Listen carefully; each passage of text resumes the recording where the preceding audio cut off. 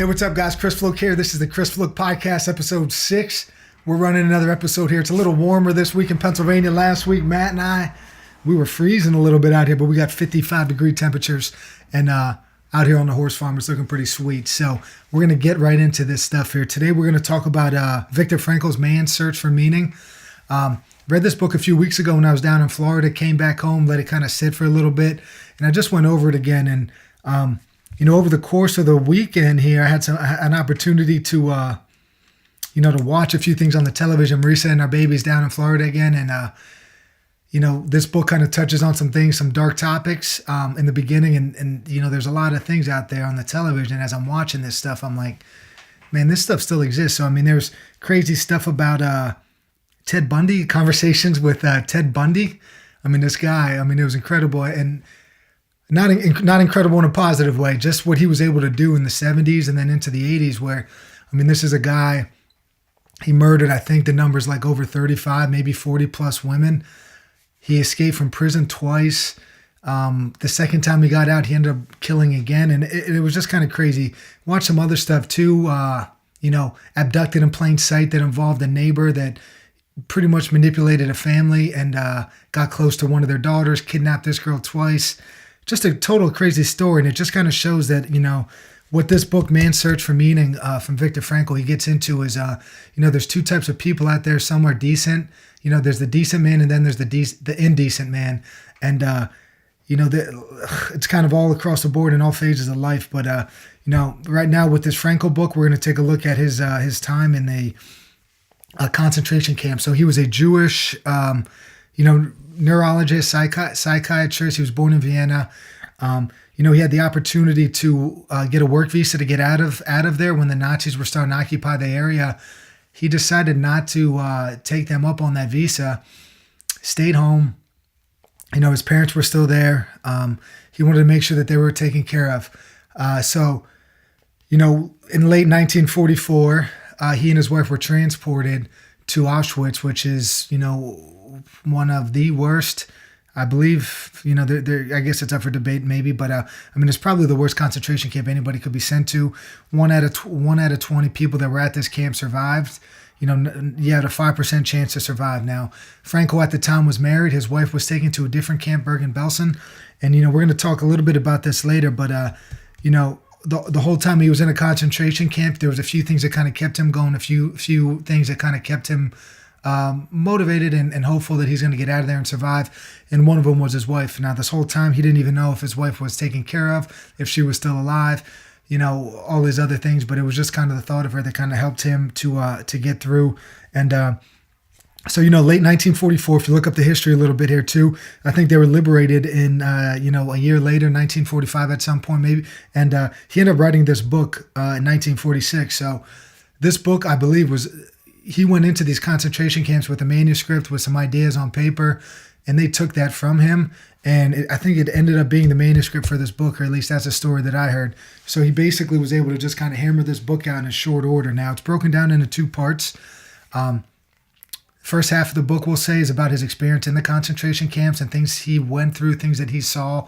And then the second part of the book is kind of what his life work became with logotherapy, which is just a different form of like psychiatric treatment that kind of dealt on finding meaning for everybody. So all the patients that he worked with down the road, just like the title of the book said, Man's Search for Meaning, his whole work became, trying to help others find meaning in their own life. So the beginning of this, the foreword of this book, it kind of opens up with Nietzsche's quote, or Nietzsche's quote, "He who has a why to live for can bear almost anyhow." Now, let me go back to that man's name because when I started reading about this book and I'm listening to a guy like Jordan Peterson talk, he talks about this guy, Alexander Solzhenitsyn. We have, Nietzsche. We've got all these crazy names, and it's like these guys that experience all these, like Solzhenitsyn went through the Gulag in Russia, which was probably, could arguably, whatever. It's very comparable to what the Nazis did to Jewish and others in these concentration camps. But anyway, it's like these experiences that these authors had kind of led them to these certain paths. That darkness that they experienced kind of led them into these new things, and they wrote about it and hopefully have impacted a lot of lives. Like this book kind of impacted me. So Anyway, back to that quote. He who has a why to live for can bear almost anyhow. So this book, like we were saying here, man, this book is kind of dedicated towards finding the why in everybody's life, no matter who you are, no matter what your situation is. So the opening, Frankl's talking about it. He never envisioned that his book was going to be a bestseller. The title's Man's Search for Meaning. It was kind of designed for those that might be at a crossroads in their life, somebody that might needed some help in certain areas. He didn't expect to sell that many copies, but he just felt that the fact that so many of these sold, it just kind of spoke to, in his words, the misery of our time, that so many people out there were struggling with life, so many people out there were searching for meaning, looking, thriving to find some meaning in life. And so to him, it wasn't, his motivation wasn't to get to become a New York Times bestseller, to sell this book in all these different countries. It was really to try to impact whoever read the book. So I think he succeeded in that front. Now, for this podcast here, we're going to break this thing down into 3 different things. So a big part of his mindset and his whole decision-making when he got in there was that he had the freedom of choice. The second thing I want to talk about is this, what he called the existential vacuum. Then the third thing we're going to look at is the loss of hope. So some of this stuff we kind of maybe touched on in other podcasts, but Frankl has this totally different approach to it, just based on his experiences in life and then his lifelong work as a psychiatrist and neurologist. So, like we were saying here, 1944, he gets transported to Auschwitz, and, part of this book's talking about forces beyond our control can take everything away from us. It could take your house, your family, your friends. It could take your job from you. It could take the manuscript. It could take, anything that you possess. It could take any of that stuff away from you, but it can't take one thing. It can't take your freedom to choose. And it can't take your freedom to choose how we respond to a situation. Those are the things that he decided that when he got in there, he was in control of he was only in control of one certain thing, and that was his mindset. And he wasn't going to, do this whole like, oh, woe is me thing, how am I going to get out of here? Am I going to survive this thing? No, he made it his goal. Like, he opened up this book saying, I will not run into this. I'm not going to run into the wire. I imagine these were electrical wires that people were taking their own lives. They chose suicide over being in these camps. So, that was kind of his mindset, is like he was not going to be one of those people that ran in the wire, and that every day and every hour, even every minute, that life offers us opportunities to make a decision. It's the decisions that determine whether or not you will submit to the powers threatening your freedom. So, just think about each and every day that you have, whether you have some family members or just even personal decisions that you need to make. I mean, we have control over our response to those situations. That's the only thing that we have. So if you got a poor night's sleep, you could let that, affect you. You could call off of work. You could skip your workouts. You could use that as a reason, for not getting things done. Or you could just shift your mindset and, just try to see that thing as a little bit of adversity that you could just kind of overcome, and you kind of deal with it. The more that you kind of, feel bad about your situation, the worse your situation is going to become. He decided that, obviously he's in a very unique situation, an awful situation with his concentration camp, but, he wanted to use these experiences that he had to turn his life into a triumph. He didn't want to just ignore this challenge that was brought upon him and just simply vegetate and just kind of give up and just kind of hang out in this place and almost give up on life. Like I said before, only 5% of the people that went into this camp survived, and he just decided he was going to be one of those 5% that made it. And I think we talked about this with Wesley too, this self-determination theory that, man has a certain amount of control over his life and his actions. And, Frankl just decided that, man is self-determining. What he becomes within the limits of his environment, he wasn't going to become the ruler of the world while he was, oppressed in this camp. So within the limits of his environment, he's made himself, he had the opportunity to make himself a saint or as he called it, swine. Like, he saw the way some people acted in there. He saw the way the guards treated people and some of the higher ups, the capos that were in this thing. So he saw the human as two, either he saw some decency in humans and then he saw some indecency in humans. And he had the choice, he had the potential to be both, because both of them were present in his everyday life. So, every single human being, we have the potential to be great or we have the potential to do, evil. And which one that is actually actualized, it kind of depends on the decisions that you make every day. And it's not 100% the conditions that you're in. So you do have that decision. You do have that power to make decisions, even if you're not, in the ideal situation. Now,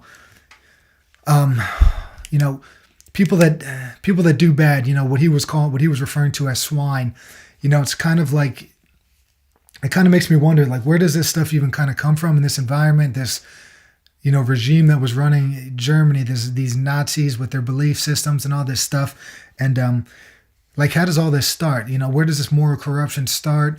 And I think a lot of it has to do with, you know, I think things start kind of small. The pot starts to get stirred, and then everything just starts to snowball. And a lot of it has to do with not just the evil people that come up with these ideas, and not the evil people that do carry out some of these tasks, but also the people that decide to look the other way, and don't really say anything, or don't really do anything. So it kind of came up this one point too, where it's like, if I don't do it, who else will do it? And if I don't do it now, then when? So if nobody steps up and does some things, you know, how far is this thing going to go? In this situation, it led to the extermination of a lot of people. But even in some small stuff in our own personal like battles each and every day, you know, if we don't step up and do something, you know, let's take, for example, any kind of political race where people are going to complain about this, that, and the other thing, but they're not going to go out there and vote, or be registered to vote. So, you know, that's an issue. It's like you need to do something, you need to step up. And I think that's where part of this like moral corruption and stuff, it kind of starts with not only the people carrying out those tasks, but the ones that don't say anything about it. So, you know, a lot of people would probably cast themselves as a hero and would go in there and say that they're going to stop, you know, the powers that be and say something. But really, when we actually think about it, like if I put myself in Germany in whatever year, like they start to come to power, maybe 1936, 1937, you know, the wheels start turning. Adolf Hitler becomes a man that is claiming he's going to kind of resurrect and save Germany and turn it into this wonderful place. If I'm a 33-year-old man, which I am right now, if I'm living in Germany at that time, I would love to think that I would be some sort of hero and save the day. But, you know, there was probably millions of people there that didn't do that, you know, that just kind of let these things happen.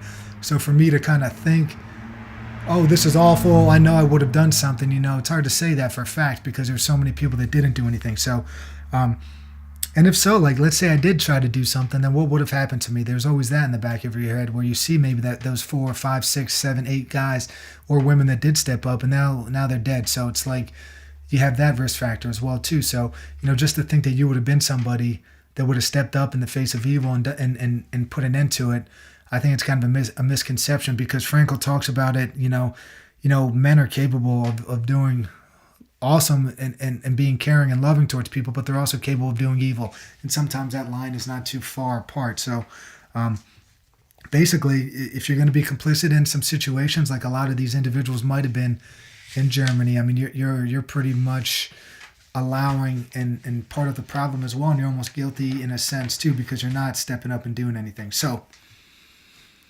like we were saying here, you know, because of all this too, by the way, it's like some of this stuff that I went over and I watched this weekend, like I brought up, was a lot of these individuals that I spoke of, you know, the person that were on these Netflix shows. You look at a Ted Bundy, who was like a crazy serial killer. Some other people, you know, that kidnapping children and doing things to these children and manipulating people. A lot of stuff has happened to them in their younger years. But, you know, no one has the right to do wrong, even if wrong has been done to them. And I think I got that one from Jordan Peterson when I was listening to one of his talks. So it's like, no matter what has happened to you, it doesn't give you any kind of permission to, you know, carry out and repeat those tasks in a later life. Just because something bad happened to you, you know, you have the choice, you have those decisions that Frankl talked about. You know, you decide whether or not you're going to be, like he said, you know, a decent man or act like an animal. So I think that's pretty important to understand is that, you know, some things are out of our control. And they're out of our, you know, some people could take something from you, whether it's part of your childhood or part of your family or whatever. But that doesn't mean that doesn't give you the right to act out and act inappropriately as you get older. So yeah, I mean, and then also on the same sense, they're talking about what Frankl had going on in his life and also these other evil men that are out there or women that are out there. You know, it's just, I wonder how many of them had meaning in their life. So, you know, that was Frankl's whole point. And he also described something. He called something the existential vacuum. And just to define that quick, he put it, you know, a feeling of emptiness or meaninglessness or the inability to find meaning in life. So some of these people that were doing these awful deeds, it's like, did they really have meaning in life? Did they really feel like they were doing something important, or were they just kind of going through the motions? So, some men, he just, the way Frankl writes is he uses the term men when he's defining everything here. So I'm just reading from the book now, but, this could be a woman as well. Some men don't know what they wish to do. They either do what other people do and conform, or do what others wish them to do, which, is basically totalitarianism. So you have the people that conform. Those are the people that might be complicit in the sense that they're not going to stand up and speak out. They're going to go along with it. So, you hear about some of these awful military massacres, and there's a certain leadership issue where, it starts with that one thing where it's like, hey, maybe these guys, that used to shave every day, they used to have the discipline to do certain things, march in a certain line. It kind of starts with that. That's kind of the first little thing in the snowball that gets turned and starts to get rolling, is that, they start to relax in one area. Then they start to relax a little bit more in another area. And then next thing you know, everything just trickles down and nobody ever says anything. Nobody steps up and does something, and then something evil happens because they kind of lost the discipline. So, if you're going to conform and just kind of do what everybody else does, that's okay until something bad is like going to happen. Then you need to go out and do it. So being like other people is all right up until a certain point. And then when it kind of things start to turn, then you might need to kind of step up and interfere and run some interference on that and make sure things don't happen. So that's one side of it. And the other side of it is, doing what others wish them to do. So that's just kind of falling in line, following orders. Frankl talked about this in a totalitarian sense. Basically, the government, the setup, the structure that was kind of put in play in Germany and maybe in some of these other countries. People didn't really have a choice. They were just kind of basically told what to believe and what to do and how to do it, and that was that. So, they didn't feel that they didn't have any personal meaning. They were just almost kind of carrying out orders per se. So, going back to that existential vacuum, the inability to find meaning in life. So there's a few ways that Frankl talked about getting out of that, and create a work that you're proud of or doing a good deed. So later in his life, post concentration camp, he would meet with patients and they would feel down and out. They would be depressed. They wouldn't, maybe suicidal to a certain extent. And, the treatment for that, they didn't have a job. They were having a hard time paying their bills, whatever. They couldn't find work even. Frankl, the whole thing wasn't about, hey, let's get you a job, let's go and do that. He offered up an opportunity for these people to kind of get involved with some organizations, volunteer, maybe go work at a food shelter or a homeless shelter, things of that nature, which gave these people, meaning and purpose in life.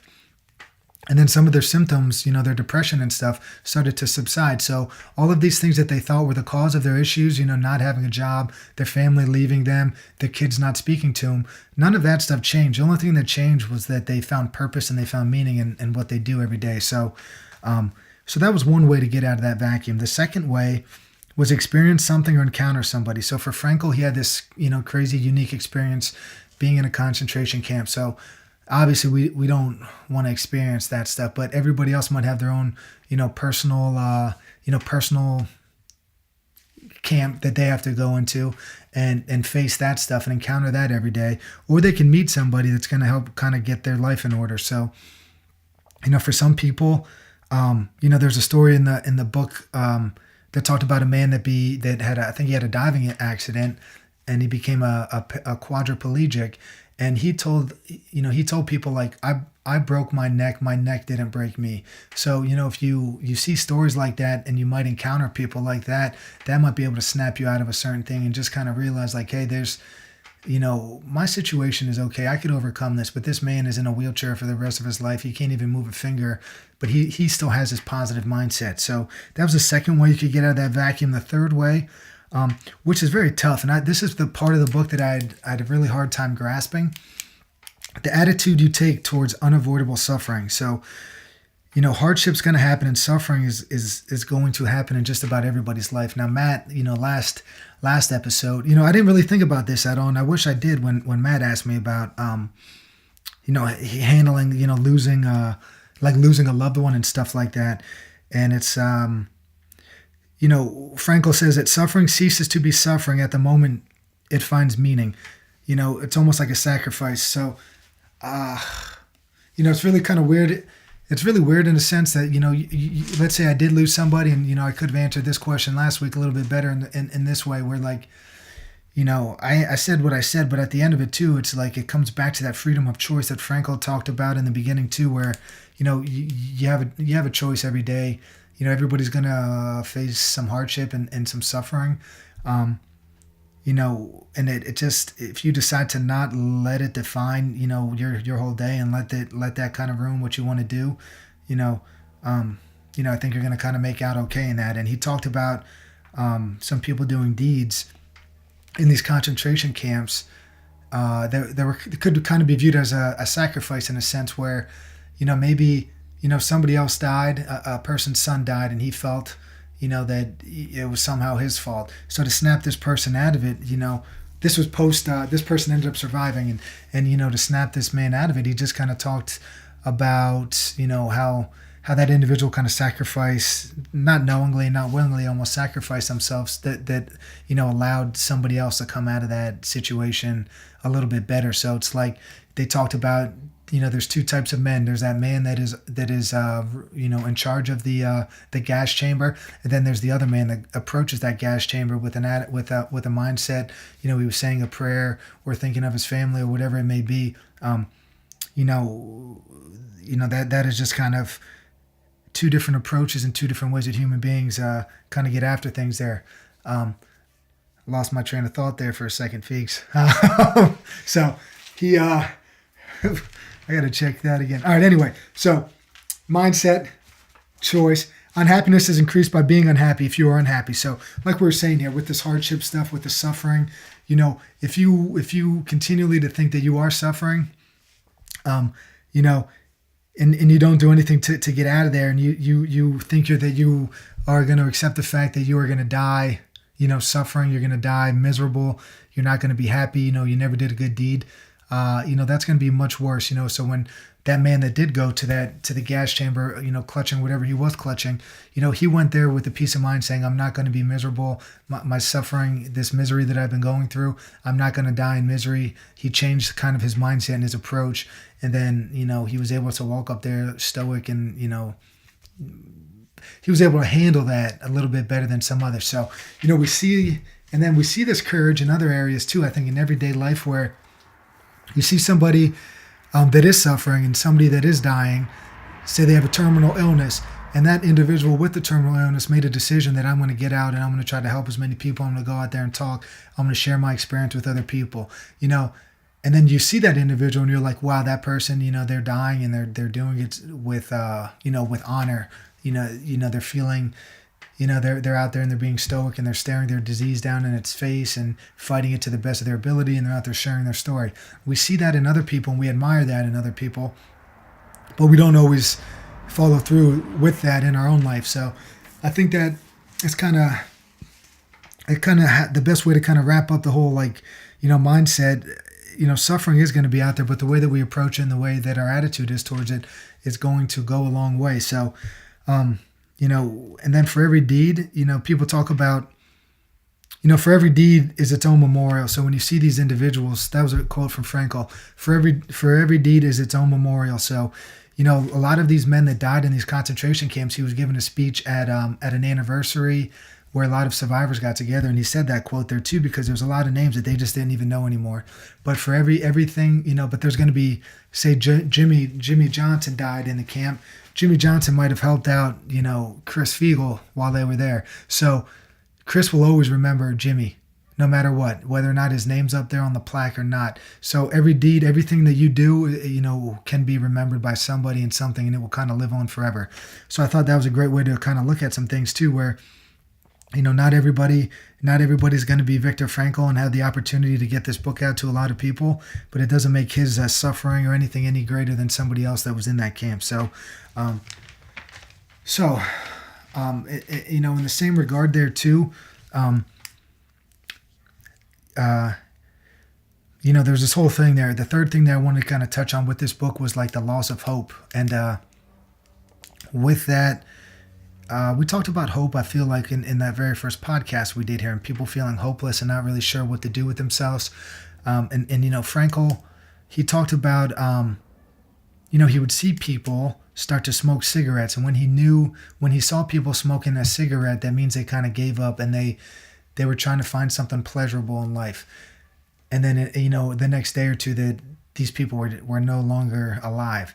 So, he would see these things, and he almost equated that to people that, would choose a narcotic, say, they would seek pleasure in that as opposed to trying to go out there and finding meaning in their own life. They try to take this little quick shortcut to the pleasure territory. And, it was pretty much a sign for Frankl and anybody else that was in that camp that once that happened and that person lost hope that anything good was going to happen, and then that was that.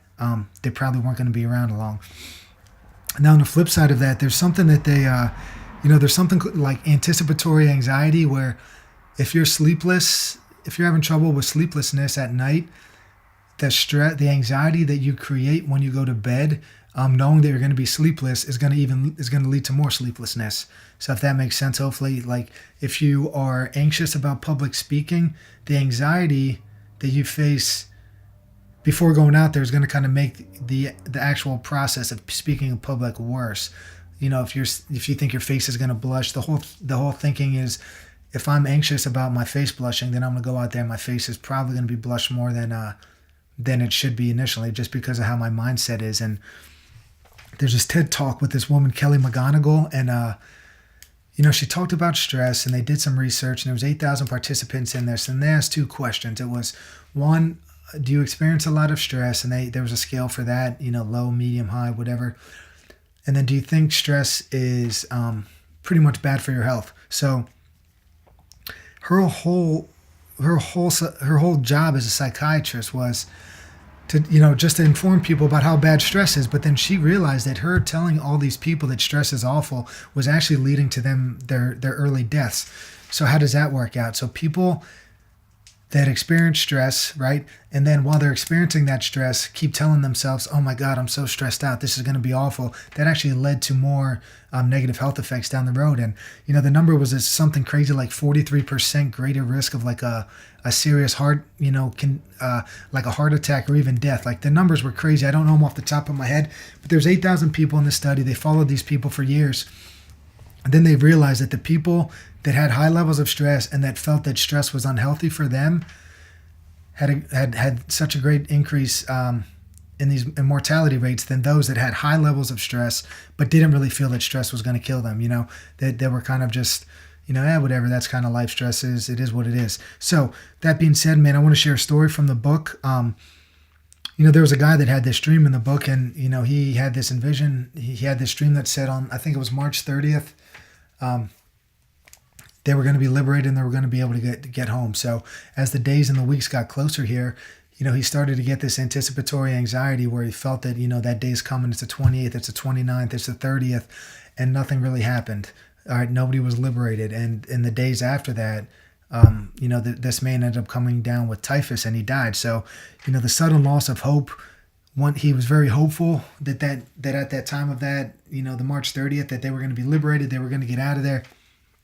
Once that time came, he just totally lost hope. And then with that, his health took a hit. And it wasn't the typhus necessarily, but it was the hope that kind of triggered that disease. So, and to even go on top of that too, it didn't happen on the date that he said, but they were so close to being liberated. They were months away from actually getting out of there. But you know what? When it came down to it, he just totally lost hope, and that was that. His immune system took a crap, and he got typhus, and that was a wrap. So, Frankl talked about, whoever is still alive, they have reason. They had reason to have hope. No man knew what the future would bring, much less the next hour. So you never know what's going to happen that next hour, the next day, the next week, the next month. But you just got to, you have to live, you have to survive to those times in order to kind of reap the benefits of it. So, they talked about too, there was, after he got out of the concentration camps, people that attempted suicide in their normal life came to him and were super grateful that they didn't take their lives. And, who can say that good fortune won't happen tomorrow? These people tried to end their lives. It didn't work.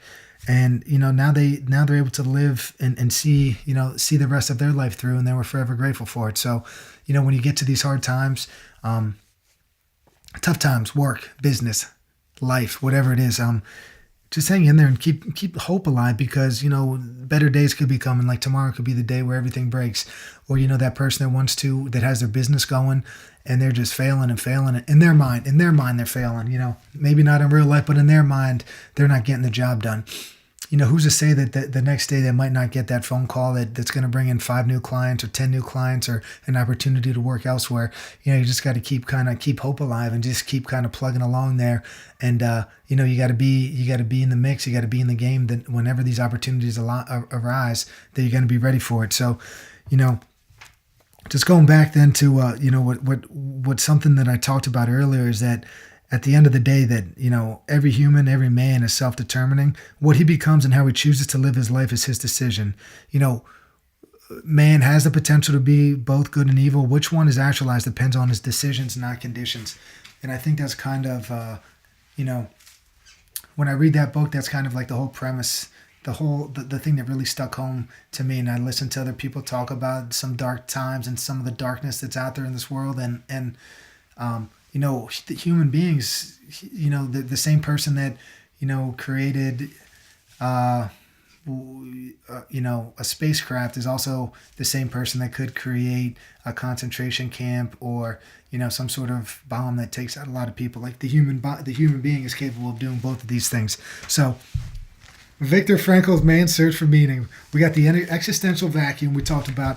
We touched on some of the other stuff, the quotes, he who has a why to live for can bear almost anyhow.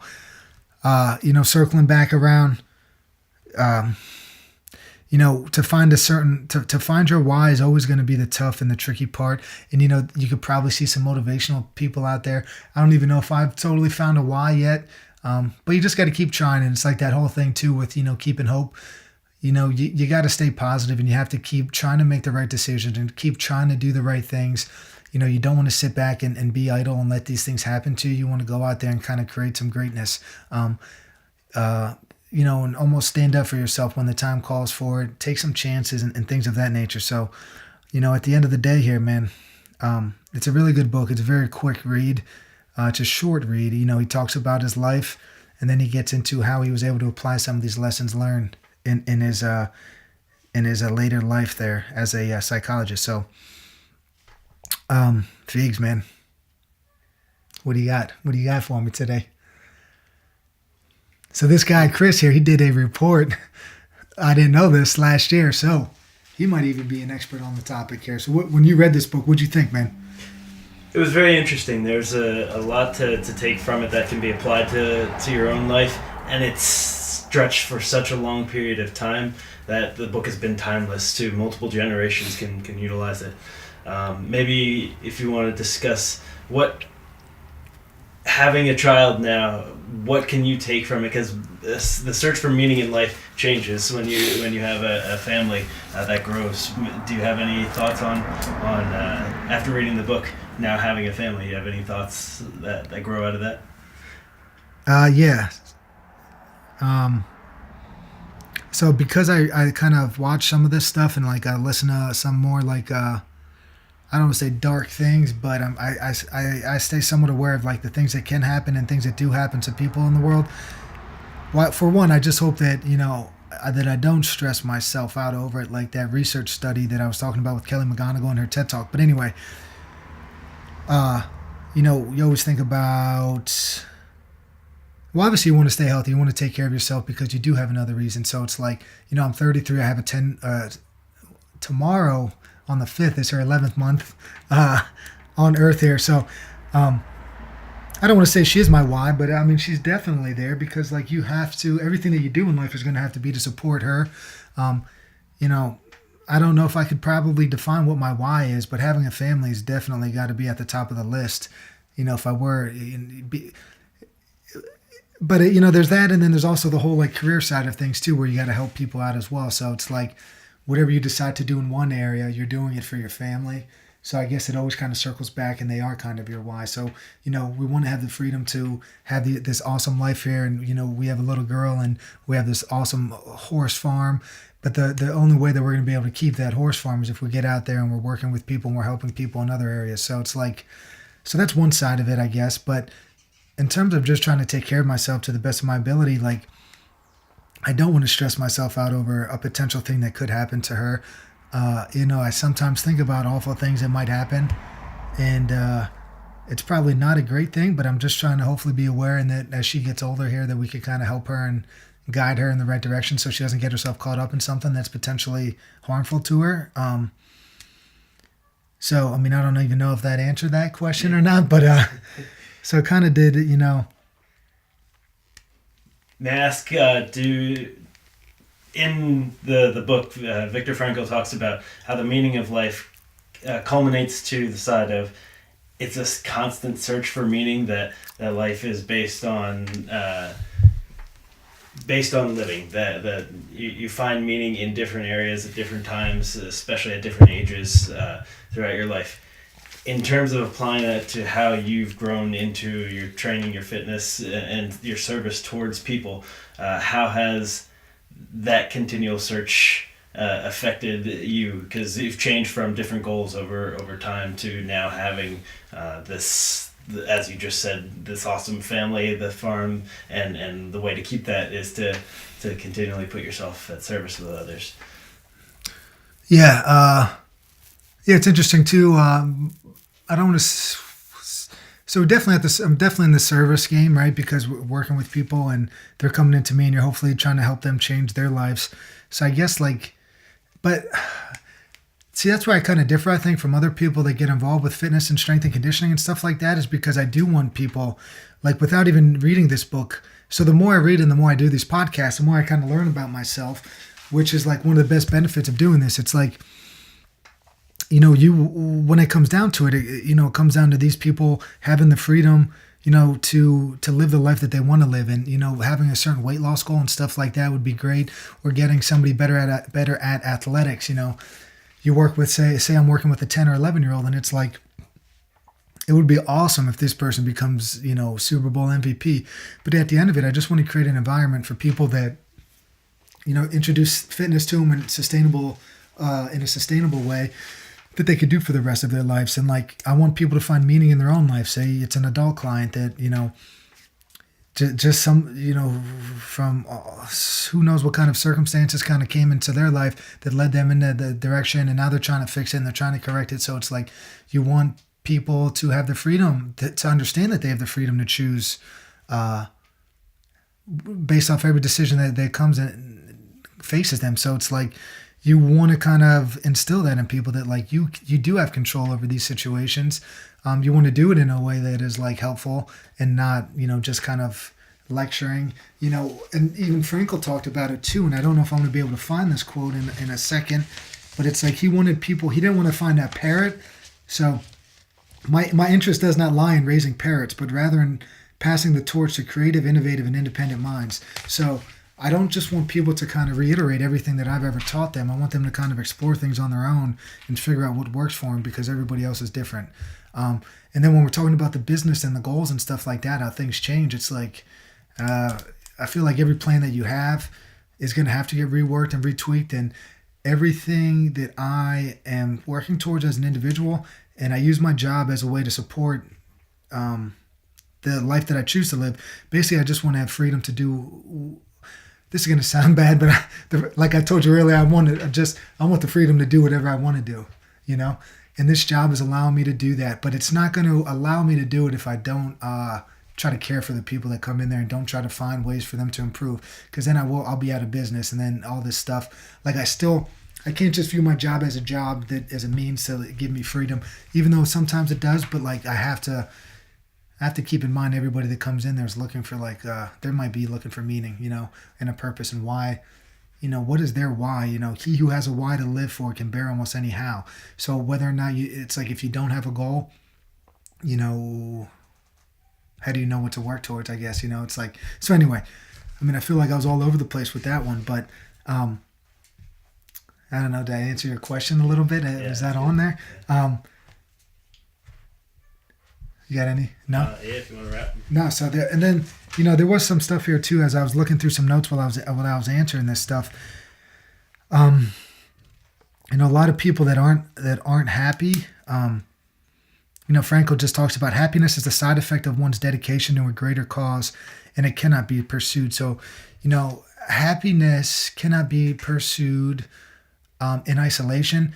It's like you have to find those things that are going to make you happy. So, like I talked about with that study previously, it's like having some people get involved in these organizations, doing good deeds for people, volunteering with a certain place or company. Like, these are all great things. And, a lot of people probably say they're going to do this, that, and the other thing, but then they don't ever really follow through on it. And I think doing some things like that, maybe taking a step out and putting other people first, that's going to potentially get you to that happiness. All of the things that were taken away from Frankl, his house and all this other stuff, where it's like, it's not about what you make, money wise, or how big your house is, or how many cars you have.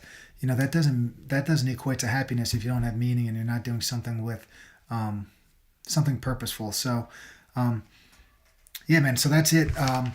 That's it for this one, I think. Unless Fiegs, you got anything else, man? Check out the book. Yeah, recommend. Yeah, Man's Search for Meaning, Viktor Frankl. I picked it up on Amazon.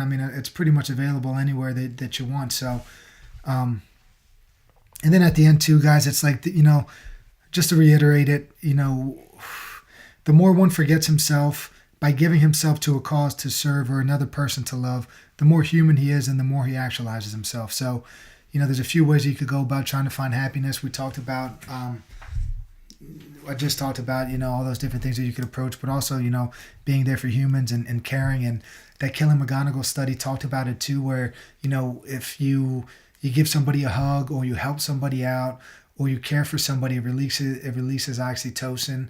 And then, oxytocin is also, it builds, it helps, and it repairs, and it helps to rebuild. So it's a stressor, say. And then the stress hormone is released, and it helps your stress response in future situations. So, your heart might not race the next time you're in one of these situations, because you have this oxytocin release that comes from giving somebody a hug, helping out a neighbor, doing good deeds, stuff like that. So, Viktor Frankl's book, check out that. It's Kelly McGonigal's, and then just Google stress, and it's a TED Talk. It's 14 minutes, and it's pretty eye-opening, and it's pretty good stuff. Another stuff too that I like to go to is, I always feel like you listen to somebody like Jordan Peterson, it kind of makes you feel like you got a lot of work to do in the sense of education and all that. But, he talks about evil a lot, and he talks about, man's capabilities. So a lot of the ideas that came from, reading this, he's obviously been influenced by guys like Frankl and that Solzhenitsyn that I brought up earlier. But like, you don't really start realizing it, you don't really start seeing it until you kind of start seeing it from different angles. And then once you do learn it, once you do understand it, then you start seeing it in all these areas. And it's kind of crazy then, once you see it, once you learn about it, you see it in all different areas. So, this is, you guys want to check this out, man. We're on YouTube, Stitcher, Google Play, iTunes, Spotify, and Patreon.com. Forgot to talk about this last time now.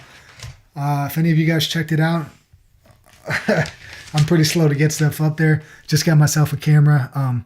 So I'm looking forward to kind of having some fun with that and hopefully getting some stuff up there, man. Now we're in February. My goal is to get stuff up there in January, and it hasn't happened. So fingers crossed I get a little bit of motivation, a little smack in the head a little bit here to get me moving on that front. So guys, just be on the lookout there too. We're going to put some videos out. We're going to edit some stuff down and cut some unique videos, put some exercises up there. Just try to get you people moving. Like I said too, I want people to feel good. I want people to feel fit. I want them to have meaning in their life, and I want them to feel good about everything that they're doing, and try to help them understand that, you just have to keep trying. Even if, today's situation is not the best, just don't lose hope, because you don't know what's going to be brought back, or you don't know what kind of happiness or joy is going to come with that next day. So you just got to kind of stay in the game, keep fighting, keep battling. Hope you guys enjoyed it. Peace, everybody.